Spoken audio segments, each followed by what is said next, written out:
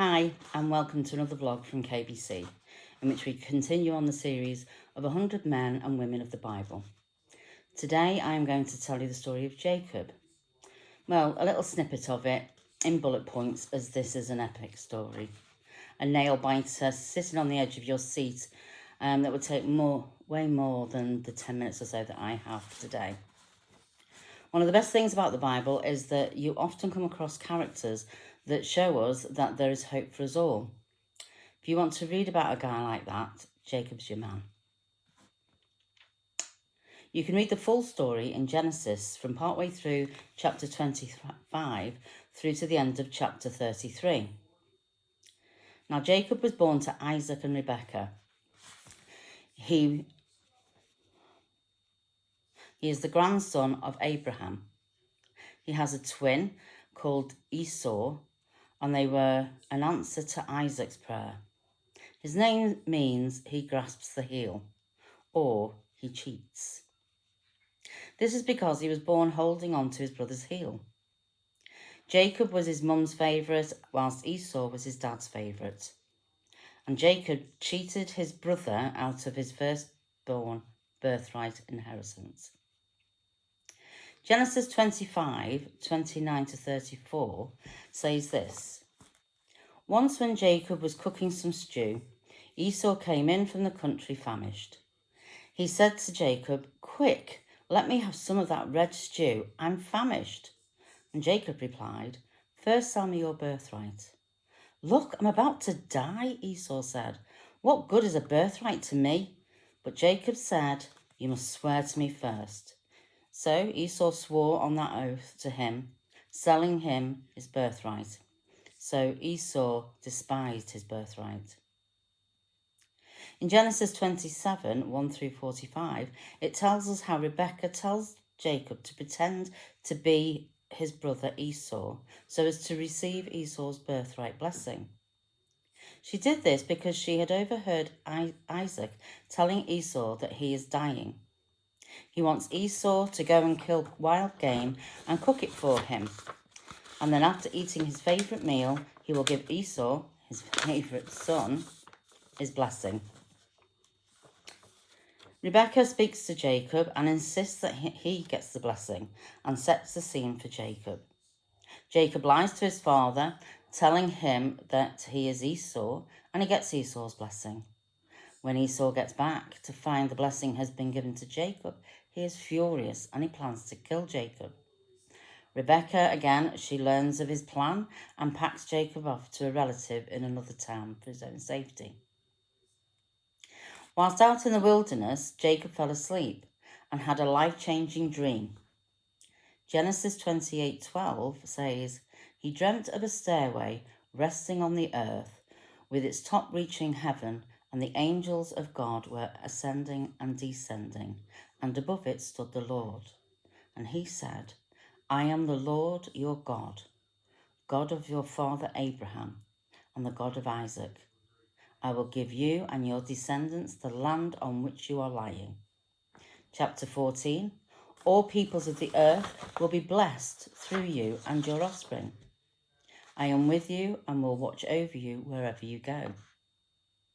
Verse 20, "Then Jacob made a vow, saying, If God will be with me and watch over me on this journey I am taking, all that you give me, I will give you a tenth." There's a lot more to Jacob's story. He worked for 7 years for the wife of his dreams, only to find out that he'd been tricked to marrying her sister. And then he had to work another 7 years to marry the woman of his dreams. But anyway, he goes on in Genesis 25 through to 23. As I've said, you will read the whole story and it will not be a disappointment. For me, however, I now jump to Genesis 32. It tells us that Jacob and his family were returning home to reconcile with Esau. It also tells us that Jacob wrestled all night long with God. Well, the heading says that, but the verses say he wrestled with a man. Verse 25 says, When the man saw that he could not overpower him, he touched the socket of Jacob's hip so that his hip was wrenched. This left Jacob with a permanent limp. Verse 28 is the verse God changes his name from Jacob to Israel. It says, "The man said, 'Your name will no longer be Jacob, but Israel, because you have struggled with God and with humans and have overcome.'" In chapter 33, Jacob did eventually reconcile with Jacob, but lived at a distance. Jacob spent his life messing up, but he grew from those experiences. He sowed what he reaped. Nothing he did wrong was missed. He really did learn the hard way. Just like us, he had free will, and he made mistakes, just as we do. But God was always there, watching over him, and he is here watching over us. If you have any doubts about that, then you should read Psalm 139. Sometimes it can feel that God is distant, but he isn't. He chooses to let us learn and grow from our mistakes. Growing in character takes a lifetime, and God is by our side the whole time, and he will finish what he has started in us. Remember to be the person who pursues God and pursues with all your heart. When you mess up, learn from it. Stand up, push yourself down, and start again. And always remember the bigger picture. God will finish the work he has started in you, for his timing is perfect. Now, Psalm 139 is this. "You have searched me, Lord, and you know me. You know when I sit and when I rise. You perceive my thoughts from afar. You discern my going out and my lying down. You are familiar with all my ways. Before a word is on my tongue, you, Lord, know it completely. You hem me in behind and before, and you lay your hand upon me. Such knowledge is too wonderful for me, too lofty for me to attain. Where can I go from your spirit? Where can I flee from your presence? If I go up to the heavens, you are there. If I make my bed in the depths, you are there. If I rise on the wings of the dawn, if I settle on the far side of the sea, even there your hand will guide me, your right hand will hold me fast. If I say, surely the darkness will hide me, and the light become night around me, even the darkness will not be dark to you.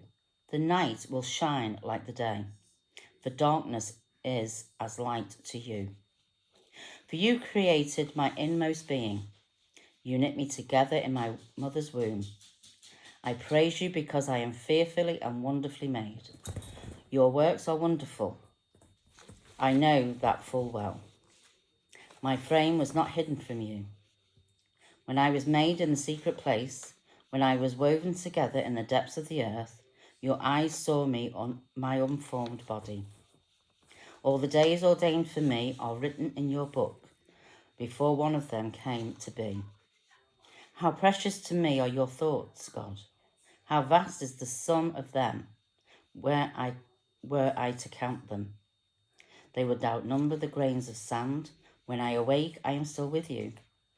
If only you, God, would slay the wicked. Away from me, away from me, you who are bloodthirsty. They speak of you with evil intent. Your adversaries misuse your name. Do not hate those who hate you, Lord, and abhor those who are in rebellion against you. I have nothing but hatred for them. I count them my enemies. Search me, God, and know my heart. Test me and know my anxious thoughts. See if there is any offensive way in me, and lead me in the everlasting way. I do pray that you will take that on board, that Jesus knows you, that God knows you, and has known you from the beginning of time, since before the beginning of time. And he loves you, no matter how many mistakes you make. Jesus has died to cover your sin. And if Jacob can do all those stupid things, and still be forgiven, then so can you. Have a good day.